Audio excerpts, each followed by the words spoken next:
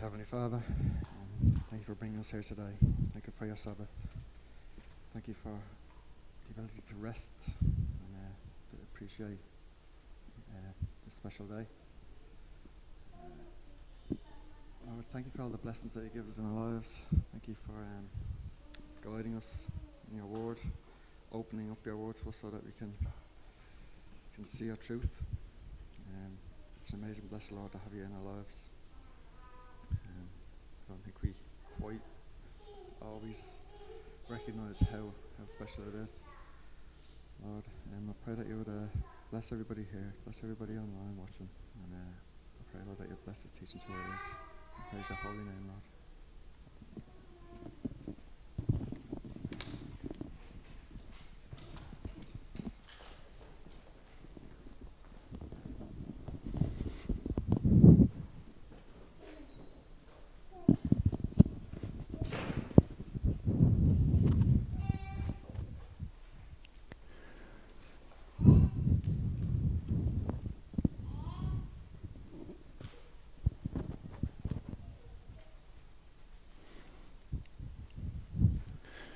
Okay, so today we're going to go into the book of Joshua. We've given these Torah portions names. Okay, the names of the Torah portions are all traditional. They come from the first few lines of the section of text. So today it's going to be Vayomer, which means and it came to be. And it brings up an interesting question as to what exactly is the Torah? What exactly is a portion of the Torah? And there are several different answers that we could come up with. We kind of have in our head, when we think of what is the Torah, we think it's the first 5 books of the Bible.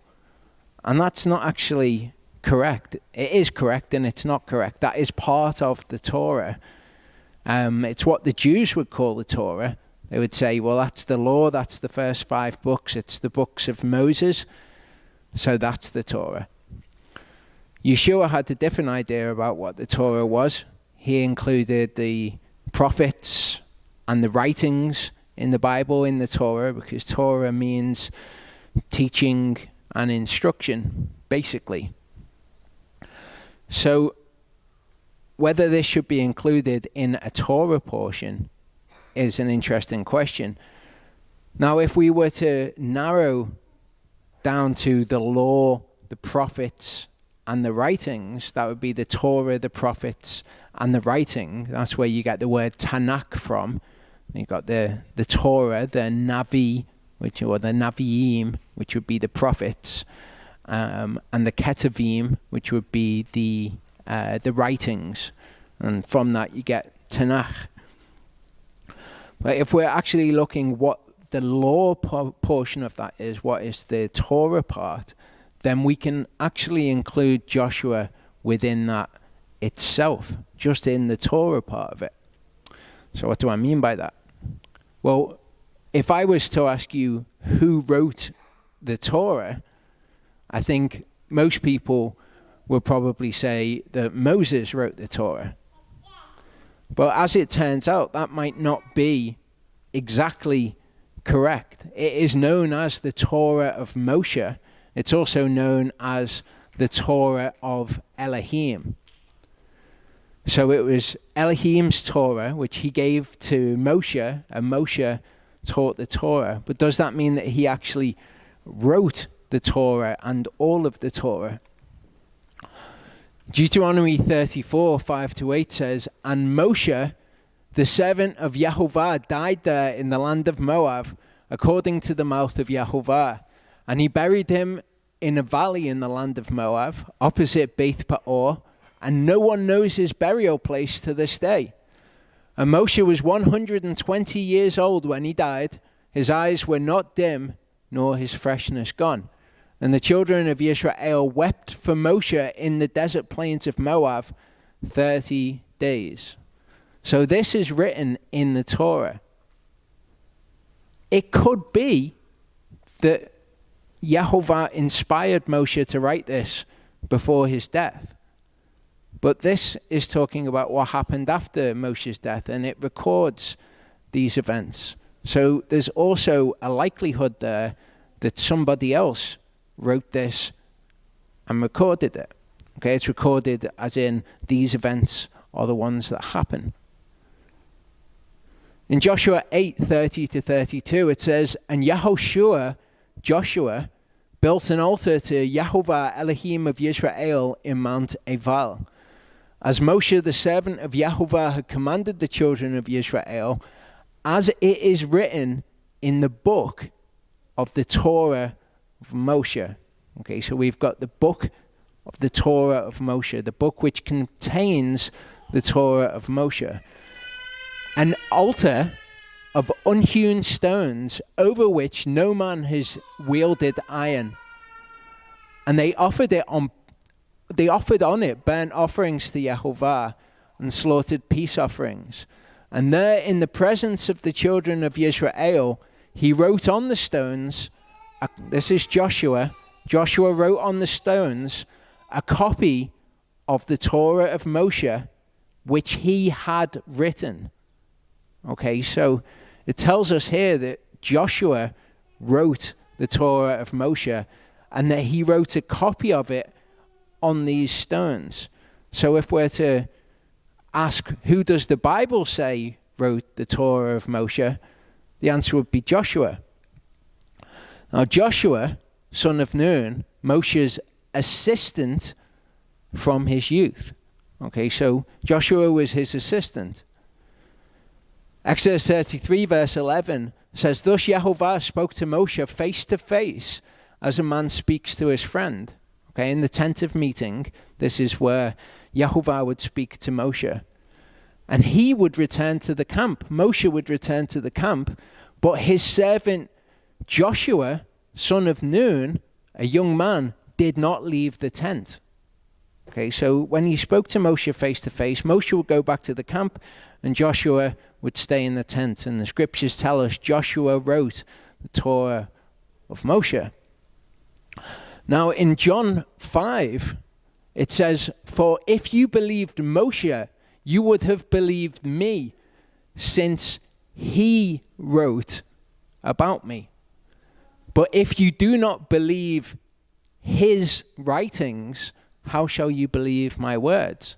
So that could seem like a fairly cut and dry case. Who wrote the Torah? Moshe wrote. If you do not believe his writings, okay.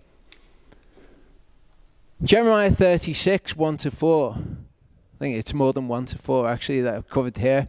It says, "I came to be in the 4th year of Jehoiakim, son of Yoshiahu, king of Yehudah, that this word came to to Jeremiah from Yehovah." So this is what Yehovah says to Jeremiah: "Take a scroll and write on it all the words that I have spoken to you against Israel, against Yehudah, and against all the nations from the day I spoke to you, from the days of Yoshiahu, even to this day." So he's commanded, I want you to write on this scroll. "It could be that the house of Yehudah hears of all the evil which I plan to bring upon them, so that each one turns back from his evil way, and I shall pardon their crookedness and their sin." And Yirmiyahu called Baruch, son of Neriah, and Baruch wrote on a scroll from the mouth of Yirmiyahu all the words of Yehovah which he'd spoken to him. So he's told, you write this on a scroll. How does he do that? He gets Baruch, his assistant, his scribe, to do it. And Yirmiyahu commanded Baruch, saying, "I am shut up, I am unable to enter the house of Yehovah. But you shall enter and shall read from the scroll which you have written from my mouth, the words of Yehovah in the hearing of the people in the house of Yehovah on the day of fasting. And also read them in the hearing of all Yehudah who came from the cities." In verse 10 it says, "And Baruch read from the book the words of Yirmiyahu in the house of Yehovah, in the room of Gemiyahu, son of Shaphan the scribe." Okay, in the hearing of all the people. So he's the one who writes it. commanded by Yehovah, write these things, but Baruch is the one who writes it. Jeremiah 36, 27 to 28 says, and after the king had burned the scroll with the words which Baruch had written from the mouth of Yirmiyahu, so he wasn't very happy, and he burns this scroll when he hears what's prophesied. The word of Yehovah came to Yirmiyahu again, saying, take another scroll and write on it. Okay, so Yehovah recognizes here that in what Yirmiyahu did in getting Baruch to write the scroll, he had taken a scroll and written upon it. And he says, I want you to do it again. I want you to take another scroll and write upon it. Yirmiyahu took another scroll and gave it to Baruch the scribe, son of Neriyahu, who wrote on it from the mouth of Yirmiyahu all the words of the book. So he writes it out again. We've got a similar situation with Moshe and Joshua, don't we? He's his assistant. He's said to have written the book. So when it says Moshe wrote this, it doesn't exclude the possibility. Now, something else as well. The word which means to write, okay, when we hear it in English, write, we think of the verb to write something down. That's what he did. It says it very plainly. They were his writings. He wrote it. But the word also means to record. The Hebrew and the Greek words both mean to write something, the actual physical act of writing, and also to record something. So when it says write on this scroll, take another scroll and write these words, it can be take another scroll and record these words. Moshe's writings, and when it says he wrote, it can be Moshe recorded these things, so it can be by the hand of Joshua. So Philip found Nathanael and said to him, we have found him who Moshe in the Torah and the prophets did write or did record. Yeshua of Nazareth, the son of Yosef. Okay, so Moshe in the Torah. You've got the Torah of Moshe, and that's distinct from the prophets sometimes, but sometimes they're all recorded as the Torah as one. In Luke 24:44, Yeshua says to them, these are the words which I spoke to you while I was still with you, that all have to be fulfilled that were written in the Torah of Moshe, that's Moshe's Torah, his teaching, and the prophets, and the Psalms concerning me. So that's those three categories. It's the Torah, the prophets, and the writings. In John 10, Yeshua answered them, is it not written in your own Torah, I said, you are Elohim. So when we read this, if we've got that narrow, traditional Jewish understanding of what the Torah is, we just think it's the first 5 books of the Bible, and we'd say, well, where is it in the Torah that says, I said you are Elohim? Because it's in fact Psalm 82. Okay, I said you are Elohim. So Yeshua refers to them individually, the Torah, the prophets, and the Psalms. Here he refers to the Psalms as part of the Torah. So you've got the Torah of Moshe, the book of the Torah of Moshe, the prophets, and the writings, and you can refer to all of them as Torah, because Torah doesn't just mean law, it means Yehovah's teaching. You could call the New Testament the Torah equally. John 12:34 says, the crowd answered him, we have heard out of the Torah that the Messiah remains forever, and how do you say the son of Adam has to be lifted up? Who is this son of Adam? So the crowd say, we've heard out of the Torah that the Messiah remains forever. Problem is, the Torah doesn't say that the Messiah remains forever. Then they say, who is this son of Adam? The Greek word used there is anthropos. It's man. Okay, who is this son of man? In Hebrew, there's a couple of different words that can mean man. There's Adam. Adam can either mean Adam, the name Adam, can mean mankind, or it can mean a man. You can have ish. That's a man, and ish. You can also have enosh. Enosh can mean man, and it can mean a man. The part of scripture that they're referring to here is actually from the prophets. Daniel 7:13-14 says, I was looking in night visions and saw one like the son of Enosh, so the son of man. In the Septuagint, that is the son of Anthropos. Okay? Doesn't have to be Adam. In that English translation, they've put the son of Adam. That just means son of man in Hebrew. Okay, son of Enosh also means son of man in Hebrew, and that's a son of Anthropos in the Greek. Coming with the cloud of the heavens, and he came to the Ancient of Days, and they brought him near before him. And to him was given rulership and preciousness and a kingdom, that all peoples, nations, and languages should serve him. His rule is an everlasting rule. So this is the son of Anthropos, who remains forever. And this is a scripture from the prophets. So we see the writings, the prophets, the Torah of Moshe, or the book of the Torah, all referred to as Torah. So Joshua, who wrote the book of the Torah of Moshe, his later writings would also be included in this. In Joshua 24 verse 26, it tells us, this is right at the end of the book of Joshua when Joshua is old. It says, then Joshua wrote these words in the book of the Torah of Elohim. Again, the Torah of Elohim, the Torah of Moshe, they're one and the same.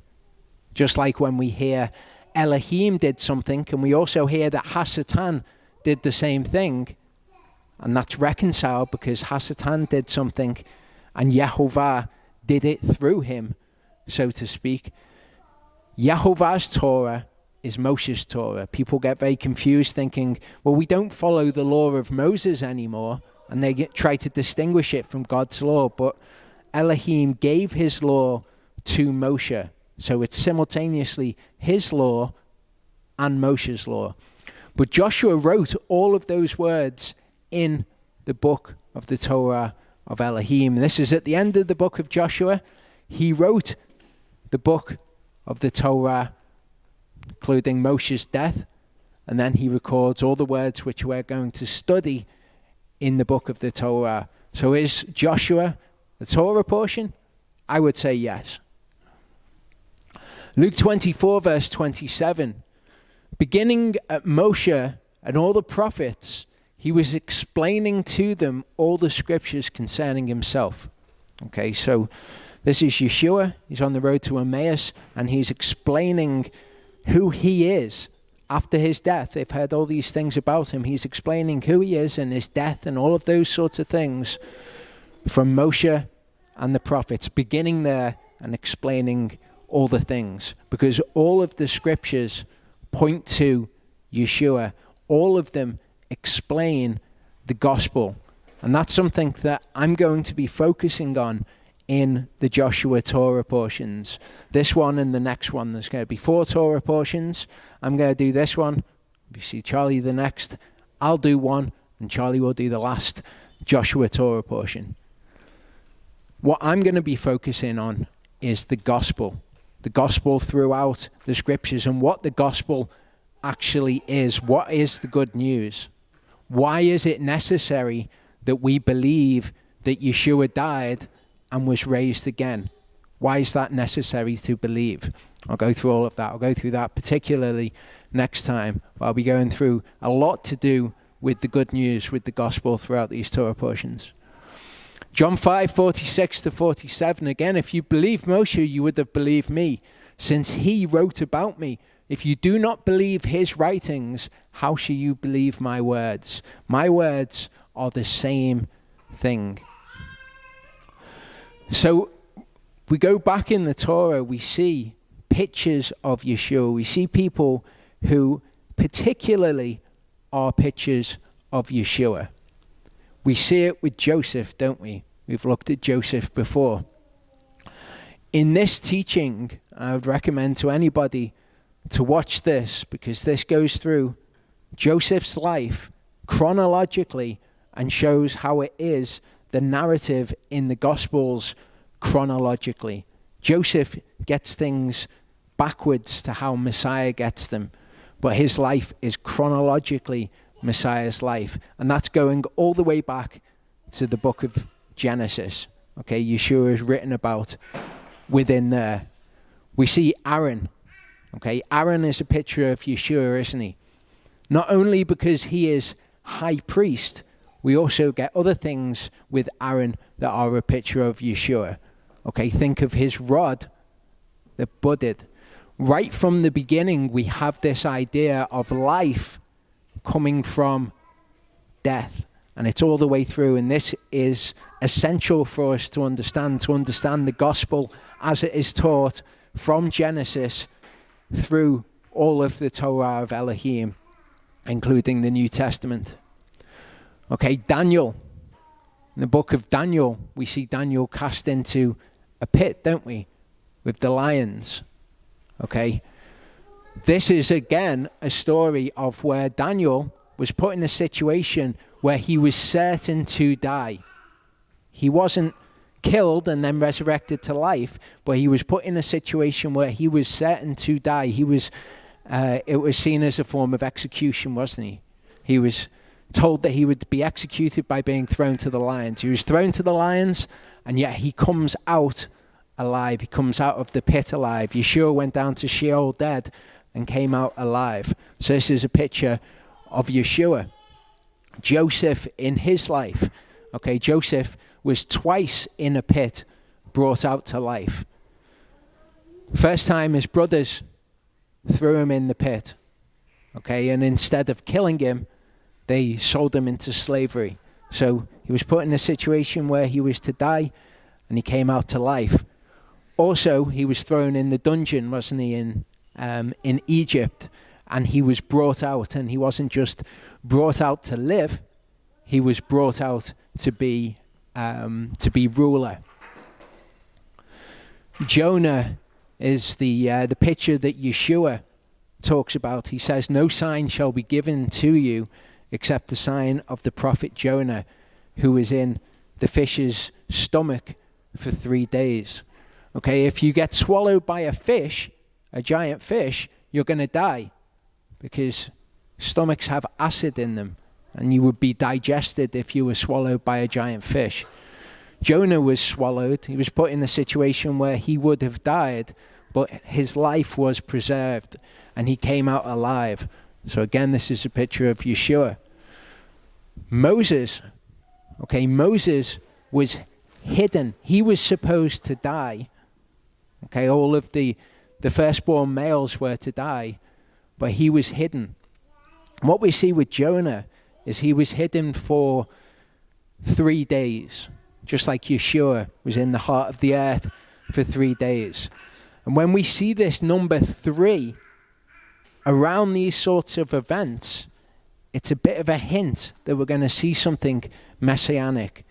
All of these events that we've seen, in fact, involved the number 3. Moses, he was hidden for 3 moons. The woman conceived and bore a son, and she saw that he was a lovely child, and she hid him 3 moons. Okay, so exactly this picture of Yeshua. The number 3 is involved death, or certain death, changing to life. Genesis 14:9-13, with Joseph when he's in the dungeon. So the chief cupbearer related this dream to Joseph, said to him, "See, in my dream, a vine was before me, and in the vine were 3 branches, and it was as though it budded, like Aaron's rod. Its blossoms shot forth, its clusters brought forth ripe grapes. Pharaoh's cup was in my hand, so I took the grapes and pressed them into Pharaoh's cup and placed the cup in Pharaoh's hand." And Yosef said to him, "This is the interpretation of it.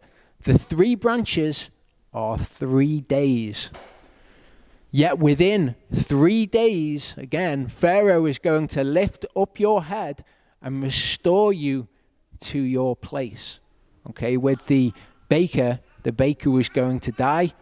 The cupbearer, within 3 days, was going to be restored to his place. So again, we've got this picture of Yeshua, and we've got the number 3, which accompanies it. It's not always the number 3. Sometimes it's the number 30. Sometimes it's the number 3,000, but 3 is involved. In Numbers 20:29, it says, when all the congregation saw that Aharon was dead, okay, the high priest had died, all the house of Israel wept for Aharon 30 days. And you might think, well, that's just a period of mourning. It's not. The periods of mourning that we see throughout the scriptures are all different. Joseph was mourned for 40 days, for example. 30 days is something which points us to the death of the high priest, Yeshua's death. Okay, Daniel 6:7-10, the reason he was thrown into the pit. All the governors of the kingdom, the nobles and viceroys, the counselors and advisors have consulted together to establish a royal decree and to make a strong interdict that whoever petitions any elah, any god or man, for 30 days, except you, O king, is thrown into the den of lions. Now, O king, establish the interdict, sign the writing, so that it is not to be changed, according to the law of the Medes and the Persians, which does not pass away. So King Darius signed the written interdict. And Daniel, when he knew that the writing was signed, went home, and in his upper room, with his windows open toward Jerusalem, knelt down on his knees 3 times a day. Okay, so the law was, if you do this, then you will die. Daniel puts himself in this situation of certain death again and again. We've got the number 3. And what happens to him? He comes out of this situation of death to life. Samson. Okay, you might not think of Samson as a messianic figure, but he is. And it's important that we understand these messianic figures, because when we see messianic figures and we see links with other people, what we're seeing is a link between the Messiah in somebody and then in the other narrative, since those people are equivocated, and we'll see this, Messiah is seen in that picture as well. So with Samson, the house was filled with men and women. Okay, so this is when they capture Samson and they force him to entertain them. And all the princes of the Philistines were there, about 3,000 men and women. Okay, this is something to be aware of when you're reading through the scriptures. Think of the 3,000 which became part of their number at Pentecost, or the 3,000 that were killed among the Levites. Okay, there are 3,000 men and women who were there, who were on the roof, who watched Shimshon or Samson entertaining. And Shimshon called to Yehovah, saying, O Master Yehovah, remember me, I pray. Strengthen me, I pray, only this time, O Elohim, and let me avenge myself on the Philistines with vengeance for my 2 eyes. They'd taken out his eyes, hadn't they? And Shimshon took hold of the 2 middle columns which supported the house, and he braced himself against them, one on his right and the other on his left. And Shimshon said, let me die with the Philistines. And he bowed himself mightily, and the house fell on the princes, on the 3,000 who were there. Judges 13, we get introduced to Samson. Okay, so we've just seen what Samson's death is. In Judges 13, we see an interesting structure. In the beginning of Judges 13, we get this structure which is laid out. We get these events which are laid out in a certain order, and then the final event in that structure is significant. And then in the latter half of Judges 13, we get the same structure, the same events happen, just 5 or 6 verses later. You get the exact same components to the narrative happening, but the final component is different.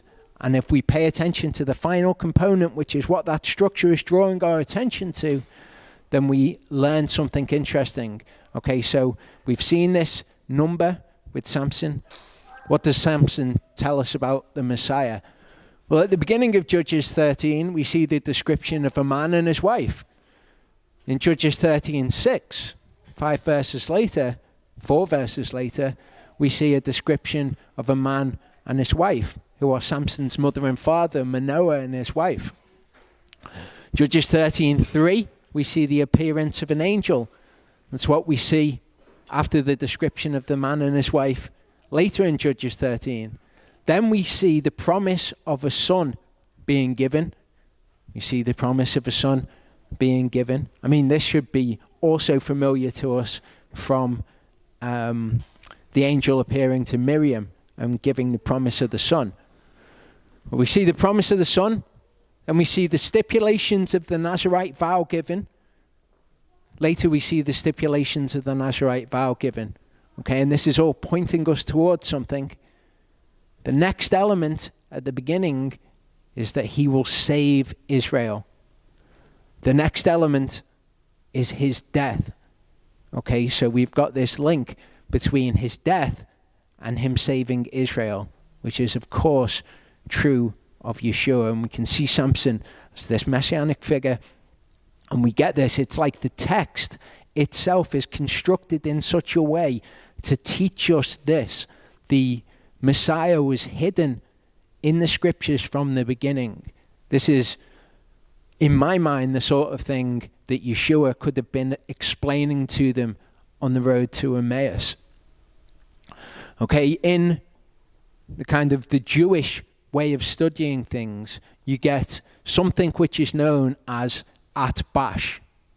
Okay, Atbash is so called because you've got the Aleph, that's the first letter of the Hebrew alphabet, and you've got the Tav, that's the final letter in the Hebrew alphabet. And these structures, you take the first element and you take the last element, okay, and they will be the same, or they'll be a mirror image of each other, they'll be related to each other, they'll contain the same elements. Then you go to the second element, the bait, like the B, okay, and then the sheen. The bait is the second letter, the sheen is the second to last. So you take the second element, the second to last, first, last, second element, second to last. And you continue like this until you get to the part of the text that it's honing in on, that it's closing in on. So the Jews would refer to this as an Atbash structure. In English, we might call it an Asbi structure, okay? A and Z, the first and the last. B and Y, the second and the second to last. You understand how the structure is going to be. So you will get the first element, the last element, second element, second to last, etc. to the middle. And in the middle, you'll find the thing that the text is actually, in the things it says, pointing you to. The text is actually pointing you to a part of the text which is important. Sometimes on the central axis, you will find that the elements start to reverse, and everything after the central axis is what you saw before in reverse. Sometimes not, but the central axis is always important, and it will always teach you something important. So I'm going to have to read these. I thought they'd be bigger. I think people online can probably see them. Judges 13:25. The Ruach begins to move in Samuel between Sorah and Eshtaol. Okay, the last element in Judges 16 is Samson is buried between Sorah and Eshtaol. So you see Sorah and Eshtaol mentioned. There's an emphasis on and repetition of the words relating to Samson's eyes in Judges 14 at the beginning. In Judges 16, second to last element in this structure is Samson seeks vengeance for his eyes. So again, it's focused on Samson's eyes. Samson conquers the roaring lion in Judges 14. Judges 16, he conquers the Philistines. He conquers the 3,000 Philistines. Samson had a feast in Judges 14. The Philistines have a feast in Judges 16.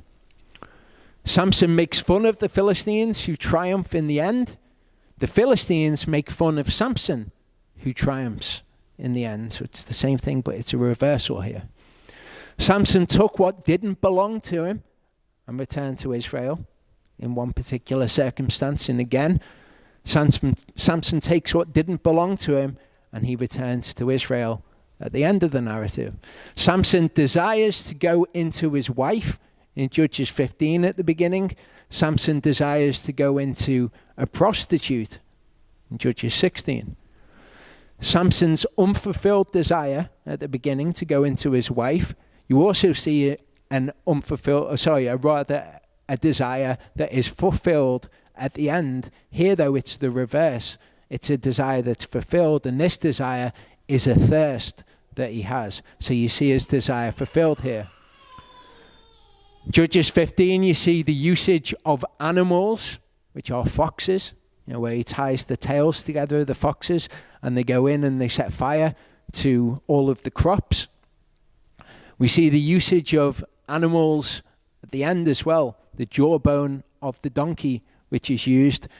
We also see an image of fire, and we also see burning vegetation. So within this narrative, which teaches us something on the surface, the plain meaning of the text, within that we've got this structure which is honing in on a central part. The Philistines investigated the cause of the problems, and they confronted the cause. Judah investigate the cause of the problem and confront the cause at the end of the narrative. Samson is attacked in Judges 15, and the Philistines are attacked. You notice this is closing in. This is Judges 15:8, where Samson's attacked. The Philistines are attacked in Judges 15:9, but there's an element that's between those two attacks, which is the thing that the text is focusing our attention in on. And that thing is Samson dwelling in the rock. Okay, obvious messianic significance there. So Samson's a messianic figure. Moses is a messianic figure. Joseph is a messianic figure. Aaron's a messianic figure. Daniel's a messianic figure. And Jonah's a messianic figure. Jonah's the one that, of course, Yeshua points to specifically. But Joshua is also a messianic figure. And we see the number 3,000 with Joshua throughout the narrative. So look out for those as we're going through the book of Joshua, because Joshua is somebody who is one of those, the really big pictures of Yeshua, like Joseph, or much more than Aaron, I would say, or Jonah.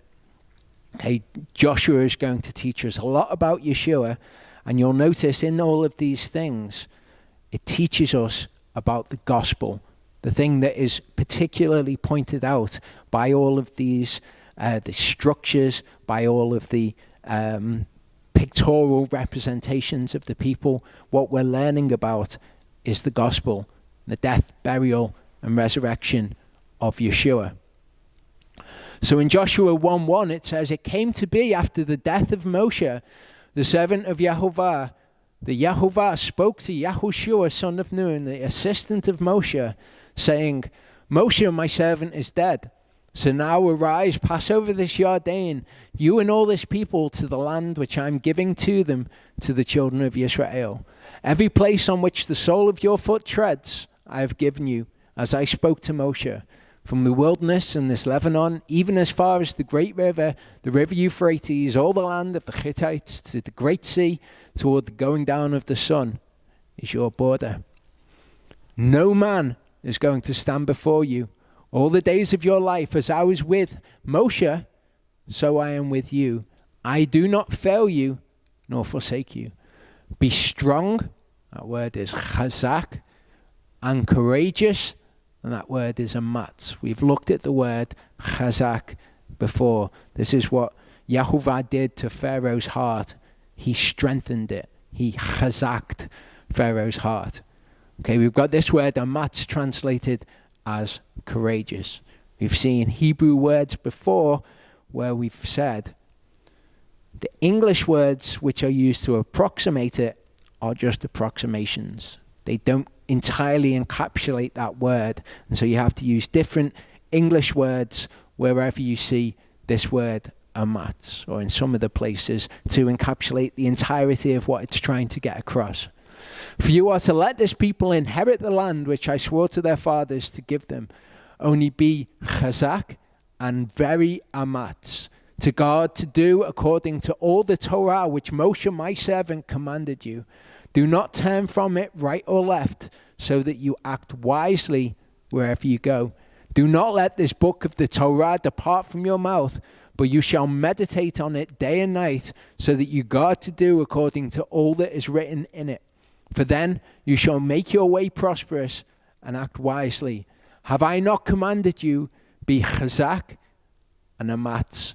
Do not be afraid, nor be discouraged, for Yehovah your Elohim is with you wherever you go. Kind of the flip side of being chazak and amatz. So the word amatz here, you see, says to be strong, to be alert, courageous, brave, stout, bold, solid, to be hard, to harden something. Okay? Really what this word speaks of to me is being bold and being ready and being willing, which is obviously all good terminology when we're thinking of doing the Torah, what we have to be in order to do the Torah, because we will be tested in things. Okay, we're not to be in fear when something comes along and we think, how am I even going to do that? I know that if I do that, the normal course of events will be that something bad would happen. Yehovah says, be chazak, be amatz. Don't be discouraged. Don't be fearful. Do these things. Don't go to the right and don't go to the left. This is what Gesenius says about this word amatz. Okay, we are concerned with this passage here. The verbs all take on different forms. The form of the verb we're dealing with is the kal form. Okay, you see here, you can have the kal form, the piel form, the hithpael form, and the hifil form, and they all mean slightly different things. Well, we're dealing with the kal form when it said to Joshua. You might also hear of this as the pa'al form. Okay, so if you ever read pa'al, just think kal, they're the same. So Gesenius says to be alert, to be firm, to be strong. Kindred to this word, to be eager, okay, properly of alertness of the feet. Okay, so it's talking about this readiness, this willingness. It can be courage, to be courageous to do something, to be ready and to be alert to take this thing on, to be bold and stout in it. Think of David. Okay, David is a man that when he came against Goliath, you could describe his actions and how he was in just going and picking up the stones to kill Goliath and his brother. They are the actions of a man who is amatz. Genesis 25:23 uses this word in an interesting way when we consider Joshua as being told, do the Torah, be strong and be amatz in following the Torah. Yehovah said to Rivkah, 2 nations are in your womb, okay, Jacob and Esau. 2 peoples shall be separated from your body. 1 people shall be more amatz than the other people. Which is interesting when we think Jacob, the ones who become Israel, they're the ones who wrestle with God. They're the ones who, when they're challenged to do something which perhaps they're fearful over, they're the ones who do it anyway. And then you've got Esau, who's the sort of person who sells his birthright just for a single bowl of pottage, for something that's material. He will give up the inheritance for that. And he doesn't find the place for repentance, even though he seeks that place of repentance with tears, he's never brought to a place where he has repented. So one people shall be more amatz than the other. That's Jacob. Deuteronomy 15 verse 7 says, when there is a poor man with you, one of your brothers within any of the gates in your land which Yehovah your Elohim has given you, do not make your heart amatz. Okay, it says harden your heart here. We saw the other word, chazak, used of Pharaoh when his heart was hardened by Yehovah, but his heart was strengthened. Here, it's do not make your heart amatz against your brother. Psalm 27 verse 14, David is told, wait on Yehovah, be chazak, and let him strengthen your heart. We know that our inner man is strengthened by his spirit. But the way that it's described here in Psalm 27 is that our heart is made ematz. It's made bold. It's made ready and willing to act by Yehovah's spirit. That's what he does. It's not so much making it strong, although he does also strengthen us, but he makes our heart to be in this state. And this state is necessary if we are going to follow Torah, because we will be challenged by things in the word. We are told by the word we have to be proven. Our faith has to be proven. And in order to prove our faith, we have to have something that we find difficult, that we find challenging, that we are fearful of. We wait on Yehovah, we are chazak, and we allow him to make our heart amatz. So Joshua is told, be chazak and be very amatz to God to do according to all the Torah which Moshe my servant commanded you. Because you need to be amatz to do it. Do not turn from it right or left, so that you act wisely wherever you go. Do not let this book, the Torah, depart from your mouth, but you shall meditate on it day and night, so that you guard to do according to all that is written in it. For then you shall make your way prosperous and act wisely. Have I not commanded you? Be chazak and amatz. Do not be afraid, nor be discouraged. That's aratz and chatat.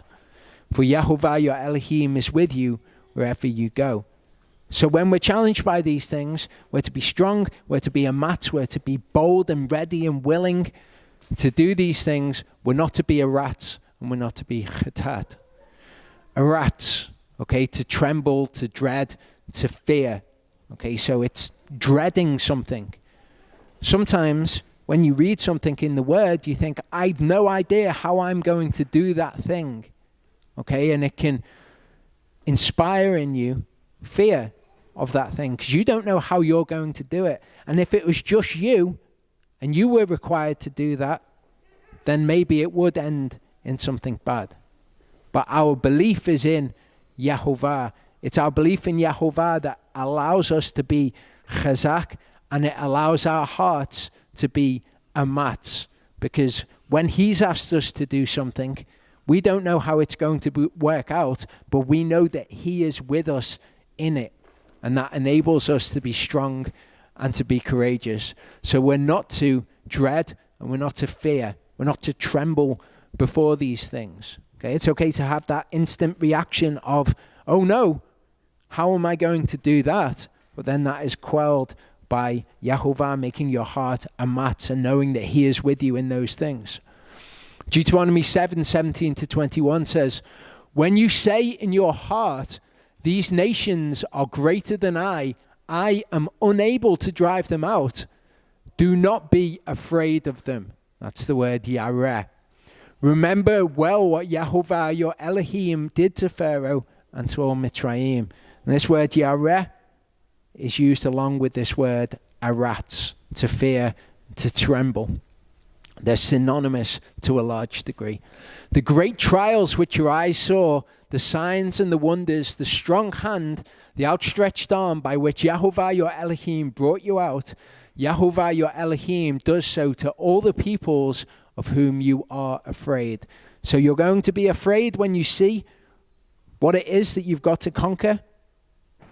But when these things come up in your heart, Don't be afraid. Let your heart be amatz, be strengthened by Yahovah. Yahovah, your Elohim, also sends the hornet among them until those who are left, who hide themselves from you, are destroyed. Do not be afraid of them. That's that word, aratz. For Yahovah, your Elohim, the great and awesome El, is in your midst. So when you're scared, don't be scared. You're going to be scared at first, but allow your heart to be strengthened and to be amatz because of Yahovah. This teaches us something about the gospel. As I say, Joshua will teach us things about the gospel. Joshua is told, be strong and be courageous. Do not fear. Okay, and we, in our belief of the gospel and our belief being obedience, the same is true for us. That is a necessary component. What was necessary for Joshua is necessary for us.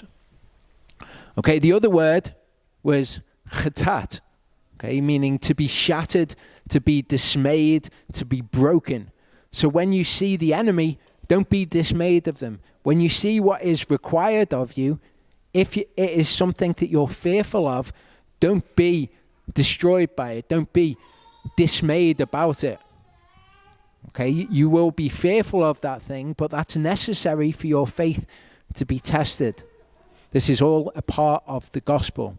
When the gospel was given to the Israelites, for example, the thing that was missing for them was belief. Okay, this is what Gesenius says about this. He says it is properly to break, okay, to be broken. So this idea of being dismayed or being broken by something. When you see the enemy, don't be dismayed. Don't be broken in yourself because of them. Be chazak and be amatz. Matthew 13:20-22 illustrates for us how people are broken and how they're fearful when things in the word come up, when these tests of our faith come up. Okay, the parable of the sower.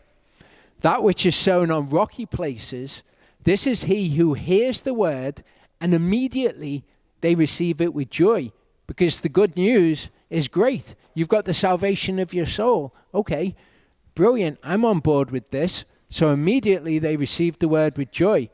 But he has no root in himself and is short-lived. And when pressure or persecution arises because of the word, immediately he stumbles. So something comes up, some kind of pressure or persecution because you're starting to follow the word. Don't be afraid in that instance. The people who are sown on rocky places in the parable, immediately they stumble when these things come against them because they are broken and they're dismayed by them. That which is sown upon the thorns is he who hears the word, and the worries of this age, okay, so again, worry, fear, being broken, being dismayed by these things, the deceit of riches choke the word and it becomes fruitless. So what we're told is we're to be chazak and to be amatz when these pressures come upon us. Hebrews 4:1-2 tells us that this is a part of receiving the gospel. It says, therefore, since a promise remains of entering into his rest, let us fear lest any of you seem to have come short of it. For indeed, the good news, the gospel, was brought to us as well as to them, as well as to the people in the past. But the word that they heard did not profit them, not having been mixed with belief. So what we're seeing in Joshua, the part of the gospel that we're seeing, is that we need to have faith. We need to be strong. We need to be strengthened by Yahovah. We need to be courageous. We need to not fear when these things come, when these pressures come, or when worries come upon us from following the word. We'll be strong and we're courageous. Hebrews 4:15 shows us that Yeshua was the same. Okay, Yeshua was Elohim, the word of Elohim made flesh. He came to the earth. It says, we do not have a high priest who is unable to sympathize with our weaknesses, but one who was tried in all respects as we are, apart from sin. So Yeshua was flesh, okay? He was tried as we are. Okay, exactly the same sort of things that we worried about, he worried about. Okay, but he was without sin. Okay? As we've learned from the beginning, sin's desire is towards you, but you should master it. Yeshua was tried in exactly the same way as we are, but he didn't sin. He's the example to us. In the Garden of Gethsemane, Yeshua came with them to a place called Gethsemane, said to the disciples, sit here while I go over there and pray. And he took with him Kepha and the two sons of Zabdi, and he began to be grieved and deeply distressed. Okay? Well, what does Yahovah say? He says, when these things arise in your heart, do not fear. Okay? Yeshua was tried in the same way. He was distressed, but he was chazak, and he was amatz in the face of all of these things, like Joshua. Then he said to them, my soul is exceedingly grieved, even to death. Stay here and watch with me. And going forward a little, he fell on his face and prayed, saying, O my Father, if it is possible, let this cup pass from me. Yet not my will be done, but yours. And Joshua was exactly the same. Okay? We have these as examples to us. When that fear or that dismay arises in our hearts and we think, how am I to do this? We remember that Yehovah is with us and we're strengthened by it, and our heart is made amatz. Luke 21, 9 to 12. Okay? Obviously, the New Testament's written in Greek. It says, when you hear of wars and unrests, do not be alarmed. And that's that same word in the Septuagint as we saw as being dismayed, chatat. Okay, so Yeshua says, when you hear of wars and unrests, and he gives the same admonition, don't be dismayed, don't be broken by these things. As it's translated here, do not be alarmed, for these things have to take place, but the end is not soon. Okay, so when we see these things taking place, they have to take place. But Yeshua tells us the end isn't soon. That's not what you're looking for the end. Then he said to them, nation shall rise against nation, and kingdom against kingdom. And there shall be great earthquakes in various places, scarcities of food, deadly diseases, and there shall be horrors and great signs from heaven. Okay? So, arguably, we are seeing some of these sorts of things. We're seeing deadly diseases. Okay? Not so much we're seeing great signs from heaven. And then Yeshua gives us the one thing that we're looking for, the one thing by which we're going to be able to identify, no, okay, this isn't the stuff that's happening when the end is not near. This is the end. He says, but before all this, so before even you see these wars and nations rising against nations, earthquakes, deadly diseases, signs from heaven, before you even see those things, you must have seen something else first. He says, before all this, they shall lay their hands on you and persecute you, delivering you up to the congregations and prisons, and be brought before kings and rulers for my name's sake. So when we're looking for signs of the end, and we're looking at all of these things, how we know whether or not they're the actual signs of the end, the actual birth pangs, is before all this, they'll lay their hands on you and they'll take you before the rulers. Okay, that's something that could happen very quickly. Okay, you think of the rise of certain political correctness in the world and certain things having violence done against them. So that could rise very quickly. But before we start looking to signs like this, to say, well, these are the signs of the end, first of all, this is going to happen. We'll be delivered up to rulers. But the admonition from Yeshua is exactly the same.